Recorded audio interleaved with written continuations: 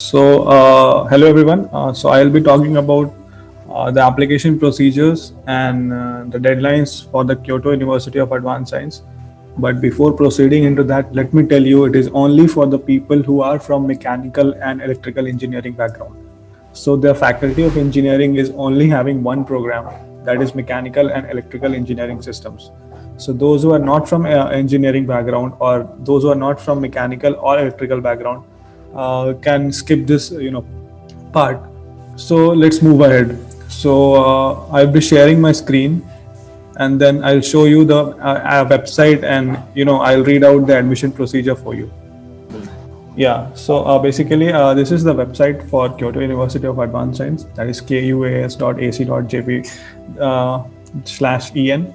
And first, we will be talking about the admission procedure. So, once you go to admission and aid, you will find the undergraduate admission process and graduate admission process. So, we will be taking both, parallelly. So first we will talk about undergraduate admission process. So once we click on that, we will go to deadlines, and first we will check the deadlines. So if you see the deadlines are started on October 1st. So it started recently itself, and the applications will close on October 30. That is for early entry, and the interviews is going to take place in mid-November, and the scholarships and results will be declared by December 4 itself. So this is the early entry dates. And if you talk about, so they have basically 3 entries for a year, and this is the regular entry, and this is the final entry. So this is all for undergraduate. So now if I talk about the scholarship, that is the most important part, that's why we are here. So if we talk about scholarship, then you can see there are 2 types of scholarship. The first is Super KAUS E scholarship. So if we go into the details of it, so you can see the stipend. Stipend is I think 12 lakhs Japanese yen per year. So that's 1 lakh Japanese yen per month for for a year. So that's the stipend you will be getting if you get the Super KAUS E scholarship. Then you will be getting tuition fee exemption and admission fee exemption. So this is for the Super KAUS category. And if you talk about KAUS E scholarship, so this is only tuition reduction and admission reduction. That is only, it's a 3-stage scholarship, like 100%. Some people may get 100% tuition and 100% admission. Some may get 50-50. So that's the second part of the scholarship. So you can try to make the application in such a way that you can back this first one. So that will it will make your life easier in Japan.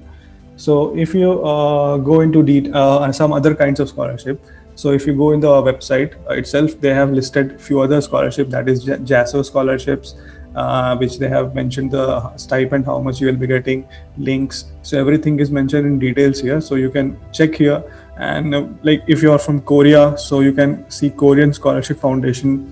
Then if you are from Southeast Asian countries, so you can check about SGS Foundation scholarship. So everything they have mentioned here, so you can go and check out these scholarships. Now if you talk about graduate admission, so it's pretty much same. The deadlines is slight different.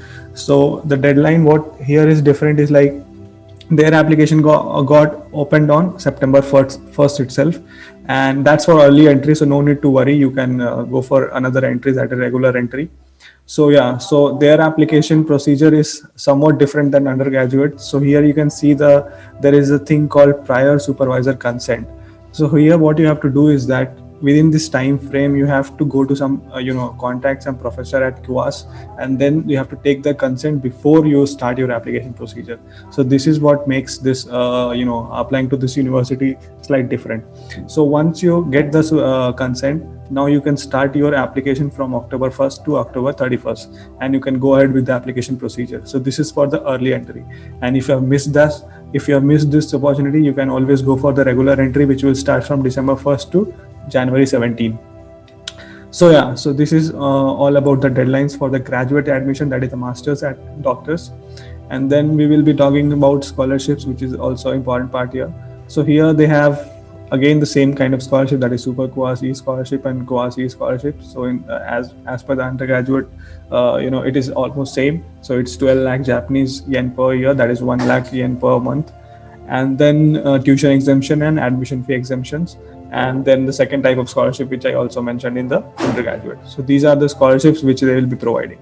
Now if we go about the admission process, like how you can apply and everything, so for that I'll be showing you a PDF, and then I'll talk in detail. So basically, that is a brochure, if I say. Yeah, so that's the brochure they have given. Wait, I'll open it here only.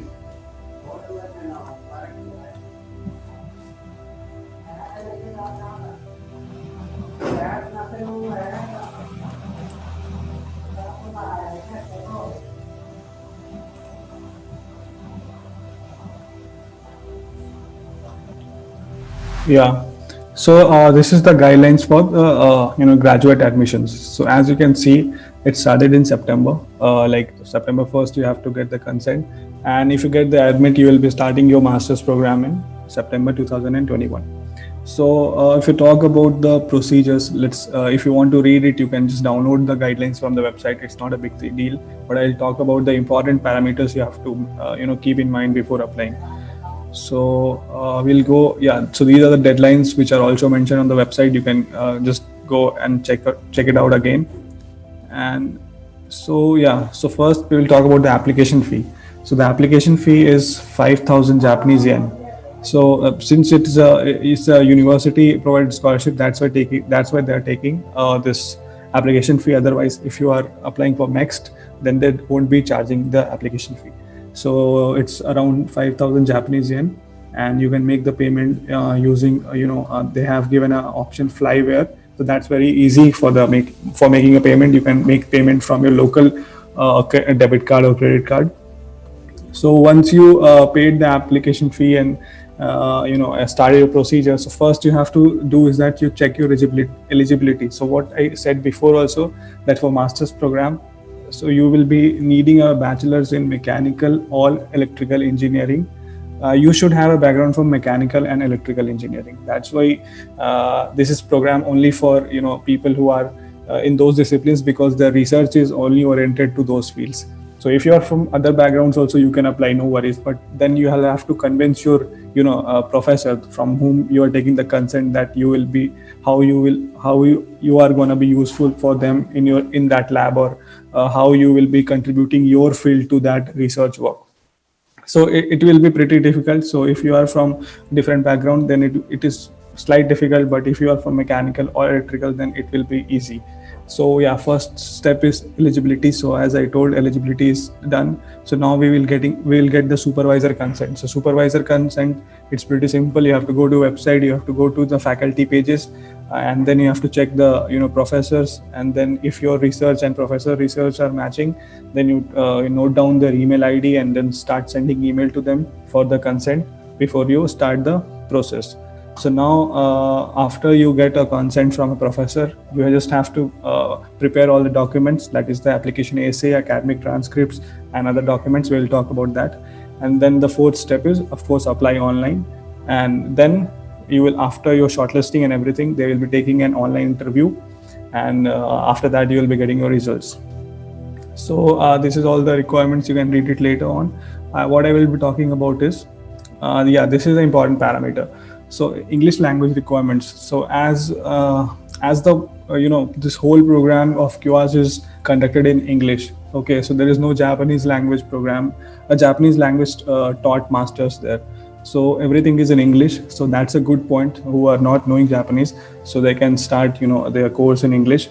And for that we'll have to give IELTS, TOEFL, or these all scores are tests are here. So you have to submit any scores of these tests. So personally, I'll suggest to submit these three tests, that is TOEFL, IELTS, or PT, because this is more widely accepted all over the world. So if you have these three, any of these three scores of this test, then you can submit. You have to submit otherwise, because if you are not from English speaking country, then you will have to submit this language proficiency. But if you are from US, Australia, Canada, New Zealand, Singapore, Ireland, and United Kingdom, so whose first language is English, so you won't be needing to submit this. Now the second important part is prior supervisor consent. So as I said before, you'll have to go to this website, that is Faculty of Engineering and faculty list, and then you read about of the faculties, the research, what they're doing, field of research and everything, and then you write an email, which I have already mentioned in previous webinar, that how to write an email and everything. So once you write an email, once you get a consent, then you are good to go with the application procedure. So now if I talk about faculty list, like it's a brief list, I guess. So so there are disciplines you can notice, and all the disciplines are from, if you notice properly, it's from engineering background and basically electrical and mechanical engineering background. So you can always go through the guideline, everything is mentioned in detail. And now after you apply online, you just have to submit all the documents, then you will have to take interview and everything.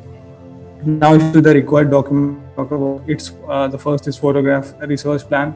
So research plan is, of course, you will be discussing with the supervisor from whom you have got the consent. So once you are in touch with the supervisor, you will easily be able to write a research plan. Then application essay. So essay like why do you want to KAUS, and why do you want to take this subject, what have you done before, and everything you can write in an essay. And then transcripts, of course, then graduation certificate. If you are not graduated now, so you can also apply and you can submit this expected graduation certificate, and of course the evidence of English language proficiency. So these all are basically pretty much same for all the universities. Then a letter of recommendation, of course, then passport copy. And this is not for the people who are not in this is only for the people who are in Japan right now. So it's you don't have to worry about this. So up to passport copy, you have to submit all the documents. And once you submit the documents, you are good to go. Your application is submitted. Now they will be shortlisting your application. They will scrutinize your documents, and then they will call you for online interview. And once the interview is also done, so they will be announcing results for both admission as well as the scholarship. So as I mentioned before, the scholarship is they have two types of scholarship, that is super KAUS and KAUS. So I have already shown what are the benefits of those scholarships. So these all are pretty much about scholarships. And then talking about accommodation and everything, so it's pretty much mentioned in the guideline that if you want to stay in on-campus dormitory, then they will be charging you this amount. So this is basically after the admission. So once you get the admission, you have to do this, and these are the deadlines. So this is this all deadlines and everything will matter only after you get the acceptance or admission. So that's all about KAUS. So I'll suggest you to go and check the website. So everything is mentioned in detail. So this is something which is other than MEC scholarship, and those who are not able to get MEC scholarship can definitely try this scholarship, and only if they are from mechanical and electrical engineering background. So that's it.